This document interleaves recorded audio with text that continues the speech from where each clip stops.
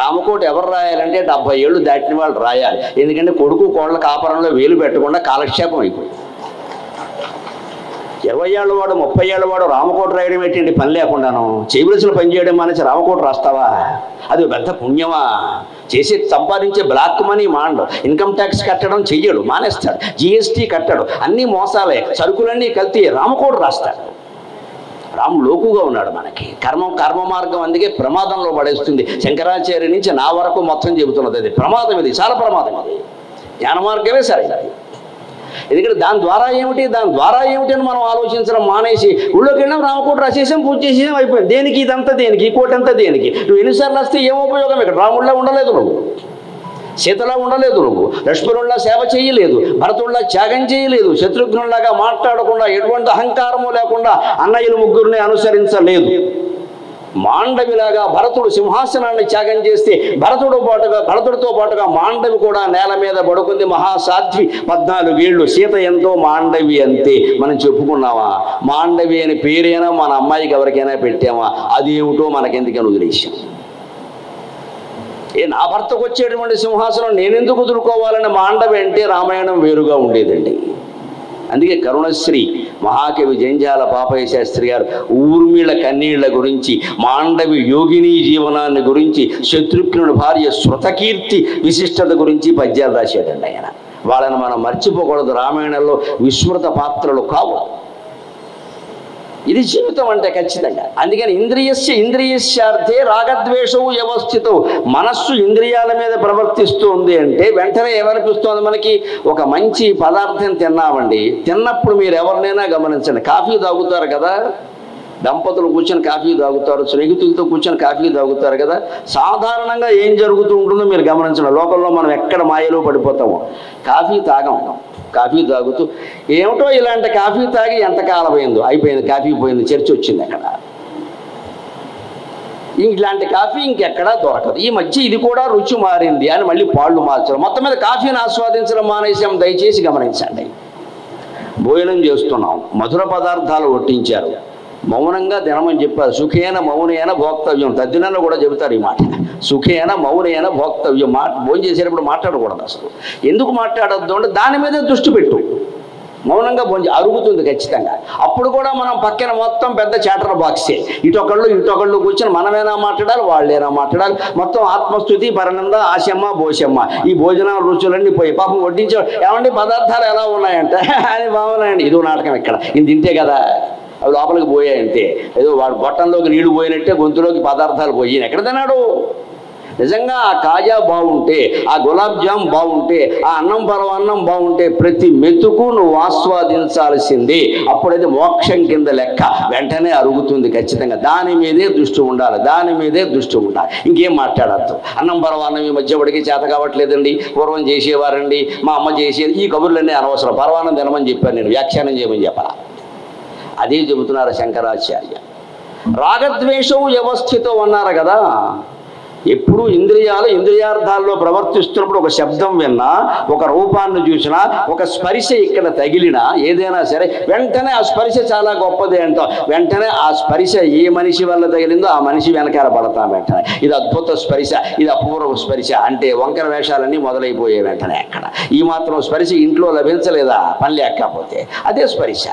లేకపోతే కాస్త చల్లని గాలి వీయగానే అమ్మయ్య బాగుంది అనుకుంటాం మనం. అదే కాస్త కొంచెం ఎక్కువ వీచింది అనుకోండి, ఏమిటో చలి ఎక్కువైపోయింది 2 నిమిషాలకే.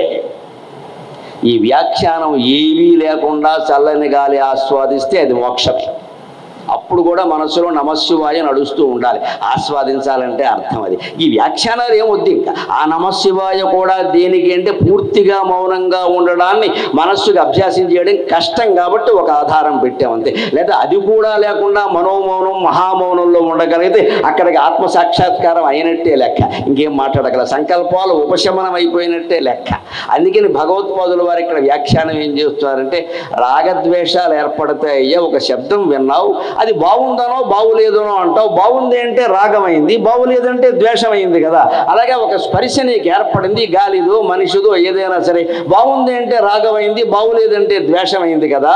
అంటే ఈ రాగద్వేషాలు ఎలా ప్రవర్తిస్తున్నాయో ఒక్కసారి గమనించవయ్యా అని అక్కడ ఒక వ్యాఖ్యానం రాస్తారు. శ్రీకృష్ణుడు ఏం చెప్పాడు? తౌహి అస్య పరిపంథినో ఉన్నారు. ఈ రాగద్వేషాల మధ్యలో వస్తున్నాయి, ఇంద్రియాలకి ఇంద్రియార్థాలకి మధ్యలో ఇవే శత్రువులు. పరిపంథి అంటే శత్రువు, అందుకని ఇవే శత్రువులు అన్నాడు. అంత చెప్పి వదిలేశాడు కృష్ణుడు. మరి వ్యాఖ్యానం రాయకపోతే విశేష విషయాలు ఎలా తెలుస్తాయండి? వ్యాఖ్యానం వల్లే కదా విశేషం తెలిసేది. అక్కడ భగవత్పాదులు వారు ఏమి రాశారు అంటే, యాకి ప్రకృతి పురుషస్య సా రాగద్వేష పురస్సరా ఏవ స్వకార్యే పురుషం ప్రవర్తయతి తదా స్వధర్మ పరిత్యాగ పరధర్మ అనుష్ఠానం చ భవతి యదా పునః రాగద్వేషౌ తత్ ప్రతిపక్షేణ నియమయతి శాస్త్రదృష్టిరేవ సహ పురుష ప్రకృతివశ న భవతి అని విశేషమైన వ్యాఖ్యానం రాస్తారు. దీని అర్థం తెలుసుకుందాం. మనం రాగద్వేషాల్లో పడకుండా ఎలా ఉండొచ్చో నేర్చుకుందాం. అసాధ్యం అని అనుకోవద్దు దయచేసి, చాలా సాధ్యం, సులభ సాధ్యం. యాకి పురుషస్య ప్రకృతికి, పురుషుడు అంటే మగవాడు కాదమ్మా, ఇక్కడ జీవుడు అని అర్థం. మనుషులందరికీ పురుషార్థం, పురుష ప్రయత్నం అంటే మగవాడి ప్రయత్నం కాదు. ఉద్యోగం పురుష లక్షణం అంటే ఏదో ప్రయత్నం చేయడం మనిషి లక్షణమే అని అర్థం చెప్పాలి, కానీ జాబ్ చేయడం మగవాడి లక్షణం అని చెప్పకూడదమ్మా. దాని అర్థం అది కాదు. అక్కడ ఉద్యోగం అంటే ప్రయత్నం. భారతంలో ఉద్యోగ పర్వం ఉంటుంది, అక్కడ ఎవరికి ఉద్యోగాలు ఇవ్వలేదండి. ప్రయత్నాలు చేశారు. ఏం ప్రయత్నాలు చేశారు?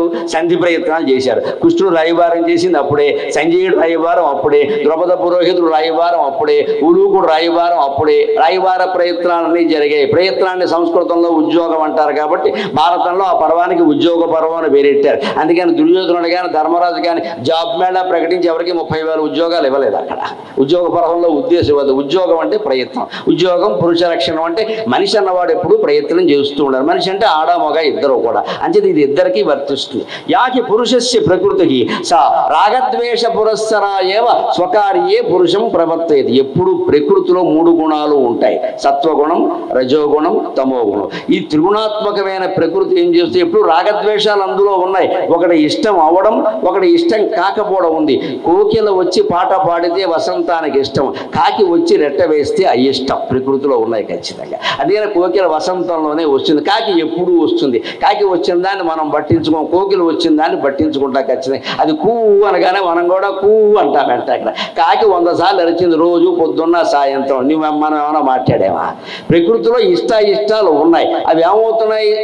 రాగద్వేష పురస్సరా ఏవ పురుషం స్వకార్యే ప్రవర్తయతి. ఏ మనిషినైనా ఆ పని చేసేటప్పుడు రాగద్వేషాల్లో ప్రవేశపడుతున్నాయి అంటే 3వ శక్తి ప్రకృతి మన మనస్సుని తోస్తుంది. ఆ ప్రకృతిని కనుక నియమించగలిగితే మనస్సుని నిగ్రహించుకోవచ్చు. అందుకని ఏం చేస్తాం? తదా పునః తదా స్వధర్మ పరిత్యాగ పరధర్మానుష్ఠానం భవతి.